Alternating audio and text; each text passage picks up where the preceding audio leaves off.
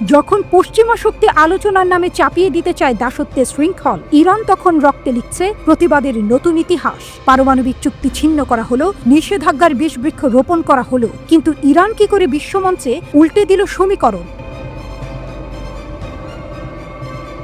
কিভাবে একাই ধ্বংস করে দিচ্ছে অপরাজেয় সুপার পাওয়ারের মিথ্যে গল্প? শুনুন সেই অগ্নিঝরা কাহিনী, যেখানে ইরানের কুশলী কূটনীতি, বিজ্ঞান প্রযুক্তির জয়গান আর নির্যাতিত বিশ্বের মাথা উঁচু করার সংকল্প সব মিলিয়ে তৈরি হচ্ছে নতুন বিশ্ব ব্যবস্থার মানচিত্র। মার্কিন আধিপত্যের মৃত্যুঘণ্টা বাজিয়ে ইরান কি হাঁটছে বিশ্ব নেতৃত্বের পথে, নাকি এই শুধু শুরু? মার্কিন আধিপত্যের দিন কি শেষ?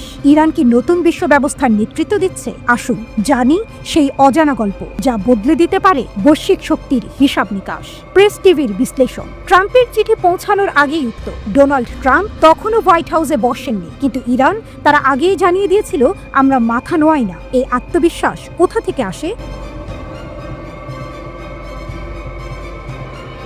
কারণ ইরান শুধু কথায় নয়, কাজে দেখিয়ে দিচ্ছে কিভাবে সাম্রাজ্যবাদকে চ্যালেঞ্জ জানাতে হয়। ইরান কেন এত ভয়ঙ্কর প্রতিপক্ষ? পশ্চিমারা আলোচনার নামে সত্য চাপিয়ে দিতে চায়, কিন্তু ইরান তারা বলে আমরা শক্তির ভাষা বুঝি, তবে মাথা নোয়াবো না। তারা শান্তির জন্য কূটনীতি করে, কিন্তু কখনোই নিজের অধিকার জলাঞ্জলি দেয় না। তারা জানে প্রকৃত শান্তি কারো দয়ের ওপর নির্ভর করে না, এটি অর্জন করতে হয়।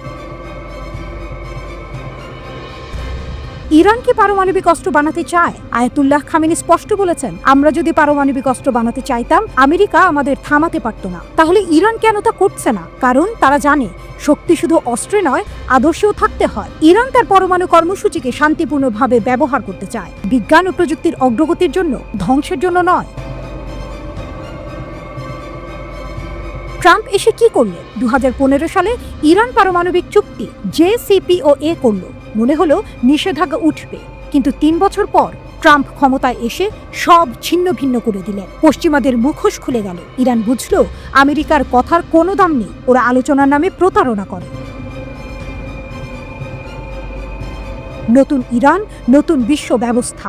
ইরান এবার অন্য পথে হাঁটল, নিজের শক্তিকে দাঁড়ানোর সিদ্ধান্ত নিল। শক্তিশালী অর্থনীতি গড়ার পরিকল্পনা, মিত্র দেশগুলোর সঙ্গে সম্পর্ক মজবুত করা, নিষেধাজ্ঞাকে ব্যর্থ করে দেয়া, বিশ্বের নির্যাতিতদের কণ্ঠস্বর হয়ে ওঠা। ইরান কেবল প্রতিরোধ গড়ে তোলেনি, বরং বিশ্বকে দেখিয়েছে কিভাবে একটি দেশ আত্মনির্ভরশীল হতে পারে, অর্থনৈতিকভাবে স্থিতিশীল হতে পারে এবং শক্তি দেখিয়ে শত্রুদের মোকাবিলা করতে পারে।